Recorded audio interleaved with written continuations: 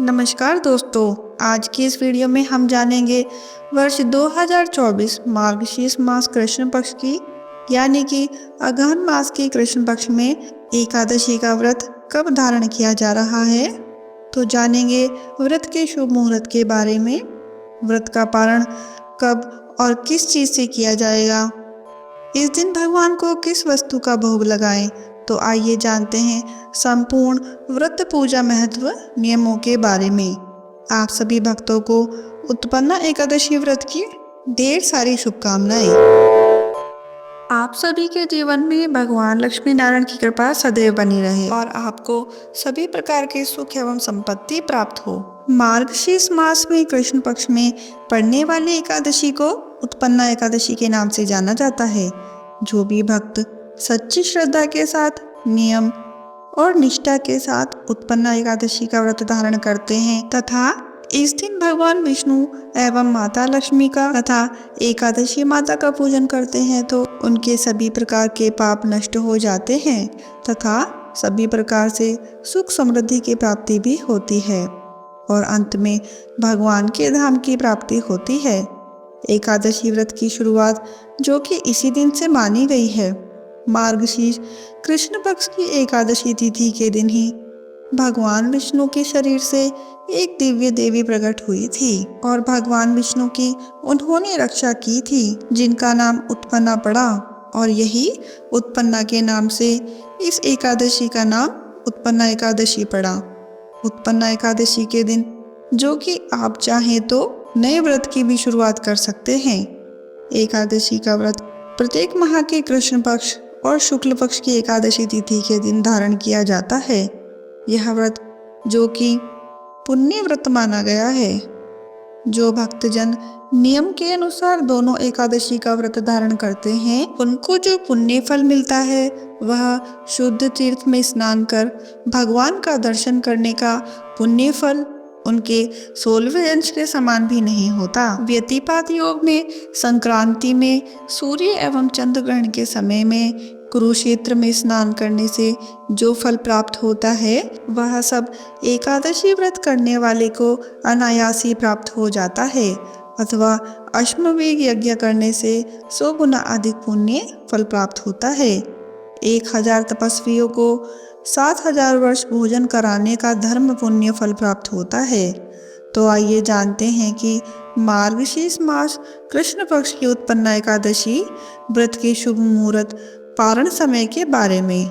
एकादशी तिथि प्रारंभ समय जो कि 25 नवंबर 2024 दिन सोमवार रात्रि 1:04 और एकादशी तिथि की जो समाप्ति है वह 26 नवंबर 2024 दिन मंगलवार रात्रि 4:35 यानी कि 27 नवंबर की सुबह 4:35 पर एकादशी तिथि समाप्ति है। यानी कि 27 नवंबर सूर्योदय से बहुत पहले ही एकादशी तिथि समाप्त हो रही है। तो ऐसे में सभी भक्तजन 26 नवंबर 2024 दिन मंगलवार को एकादशी का व्रत धारण करेंगे। वैष्णवों को द्वादशी युक्त एकादशी व्रत करने के लिए कहा गया है, लेकिन द्वादशी तिथि की जो समाप्ति है वह 28 नवंबर को सुबह 6:25 पर द्वादशी तिथि की समाप्ति है। ऐसे में जो कि पारण के लिए पूर्ण रूप से समय प्राप्त नहीं हो पाएगा, तो ऐसे में 26 नवंबर को जो कि दिन और रात्रि एकादशी तिथि होगी तो 26 नवंबर को ही सभी भक्तजन व्रत को धारण करें। एकादशी व्रत पारायण के लिए बतलाया गया है कि पारण हरिवासर समाप्त होने के बाद करना चाहिए। हरिवासर का समय द्वादशी तिथि का पहला चौथाई हिस्सा हरिवासर का होता है, तो 27 नवंबर की सुबह 10:30 तक जो कि हरिवासर का समय रहेगा। तो पारण के लिए जो समय है वह 27 नवंबर 2024 बुधवार के दिन व्रत का पारण दोपहर 1:15 से दोपहर 3:20 तक व्रत का पारण किया जाएगा। उत्पन्ना एकादशी व्रत का पारण गोमूत्र पारणम, गोमूत्र से व्रत का पारण है। यदि यह संभव ना हो तो आप जल, फल या तुलसी दल से व्रत का पारण करें। एकादशी तिथि के दिन सूर्योदय का जो समय है वह समय सुबह 6:24 और सूर्यास्त शाम को 5:08 पर होगा। ब्रह्म मुहूर्त सुबह 5:05 से सुबह 5:59 तक रहेगा। राहु काल का समय 26 नवंबर को दोपहर 2:26 से दोपहर 3:46 तक रहेगा। 27 नवंबर को राहु काल का समय सुबह 11:45 से दोपहर के 1:06 तक रहेगा। राहु काल समय के दौरान कोई भी शुभ कार्य या नया कार्य नहीं करना चाहिए। इस बात का ध्यान रखें, नक्षत्र जो कि हस्त नक्षत्र अगले दिन सुबह 4:35 तक होगा। उसके बाद चित्रा नक्षत्र होगा। योग जो कि प्रति योग होगा 26 नवंबर को दोपहर 2:14 तक। उसके बाद आयुष्मान योग होगा 26 नवंबर को, जो कि द्विपुष्कर योग भी बन रहा है, जो सुबह 4:35 से शुरू होकर अगले दिन सुबह 6:54 तक रहेगा। द्विपुष्कर योग होगा जो कि इस बार बड़ा ही अच्छा सहयोग बन रहा है। जो भी उत्पन्न एकादशी का व्रत धारण करने वाले हैं उन्हें चाहिए कि दशमी तिथि के दिन सूर्यास्त होने से पहले ही शुद्ध और सात्विक आहार ग्रहण करें। दशमी तिथि के दिन और एकादशी तिथि के दिन चावल ग्रहण नहीं करनी चाहिए। दशमी तिथि के दिन जो कि शुद्ध और सात्विक आहार सूर्य अस्त होने से पहले ही ग्रहण कर लेनी चाहिए। रात्रि में एकादशी व्रत का स्मरण करते हुए, भगवान नाम का स्मरण करते हुए, ब्रह्मचर्य का पालन करते हुए सोना चाहिए। एकादशी की सुबह ब्रह्म मुहूर्त में उठकर नित्य क्रियाओं से निवृत्त होकर के मृत्यु का स्नान करना चाहिए, अर्थात मिट्टी का चंदन लगा करके स्नान करना चाहिए। इस दिन जहाँ तक बन सके नदी, तालाब, कुएं पर स्नान करें। यह संभव ना हो तो घर के नहाने के पानी में थोड़ा सा गंगा जल मिला करके स्नान करना चाहिए। शुद्ध वस्त्र धारण करना चाहिए। भगवान सूर्य देव को अर्घ्य प्रदान करनी चाहिए। इसके बाद जो भी व्रत रह रहे हैं उन्हें व्रत का संकल्प ले लेना चाहिए। भगवान से प्रार्थना करनी चाहिए कि हे भगवान विष्णु, आज मैं उत्पन्न एकादशी का व्रत धारण करने जा रहा हूँ या करने जा रही हूँ। इस प्रकार से भगवान से प्रार्थना करें कि यह मेरा व्रत निर्विघ्न पूर्ण हो और हमें पुण्य फलों की प्राप्ति हो। इसके बाद आपके मन में जो भी इच्छा हो या जो भी कामना हो वह भगवान विष्णु जी से कहें। और इस दिन जो कि दिन रात्रि उपवास रहते हुए व्रत को धारण करें।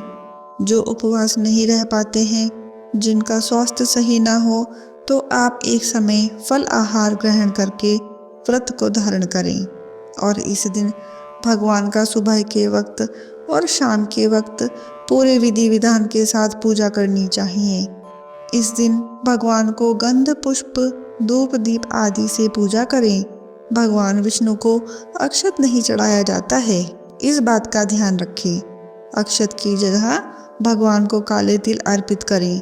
और इन्हें जब भी पूजन करते हैं तो तुलसी दल अवश्य ही अर्पित करनी चाहिए। बिना तुलसी दल के भगवान का पूजन मान्य नहीं होता है। तो भगवान विष्णु को तुलसी दल अर्पित करें।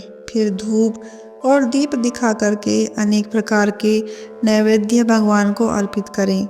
और इस दिन विशेष करके उत्पन्न एकादशी के दिन भगवान को पंचामृत से अवश्य स्नान कराना चाहिए तथा गुड़ और बादाम से युक्त पदार्थों का भोग भगवान जी को लगाएं। और जब भी भोग लगाते हैं तो तुलसी दल डाल करके भोग लगाएं और पूजन होने के बाद उसे प्रसाद के रूप में ग्रहण कर लें। इस प्रकार भगवान को भोग लगाकर जल से आचमन करवाएं, क्योंकि जब भी भोजन देते हैं तो भोजन के बाद जल अवश्य देना चाहिए। तो नैवेद्य के बाद जल से आचमनी करवाएं। मुख शुद्धि के लिए पान पर सुपारी, लौंग, इलायची के साथ अर्पित करें। द्रव्य दक्षिणा चढ़ाएं। इसके बाद फिर एकादशी व्रत की कथा श्रवण करनी चाहिए। भगवान विष्णु के स्तोत्र, चालीसा आदि का पठन श्रवण करें।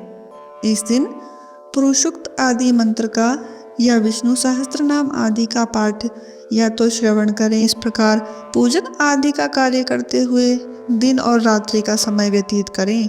एकादशी तिथि के दिन जहाँ तक हो सके रात्रि जागरण करते हुए समय को व्यतीत करना चाहिए और द्वादशी की सुबह उठ करके स्नान करके शुद्ध वस्त्र धारण करके भगवान का पूजन आरती कर लेने के बाद ब्राह्मणों को भोजन करवाएं। ब्राह्मणों को दान और दक्षिणा भी अवश्य दें और फिर समय के अनुसार व्रत का पालन करना चाहिए। इस प्रकार व्रत को धारण करने से भगवान विष्णु अपने भक्तों के सभी प्रकार के पापों को नष्ट कर देते हैं। जब व्यक्ति के पाप और ताप नष्ट होते हैं तभी उनके पुण्य का उदय हो पाता है और उसके बाद ही सांसारिक सुखों की प्राप्ति होती है और अंत में भगवत धाम की प्राप्ति होती है। आशा करती हूँ कि मेरी यह वीडियो आपको पसंद आई होगी। अगर आपको मेरी यह वीडियो पसंद आई है तो आप इसको लाइक करें, शेयर करें और मेरे चैनल को सब्सक्राइब करना ना भूलें। धन्यवाद।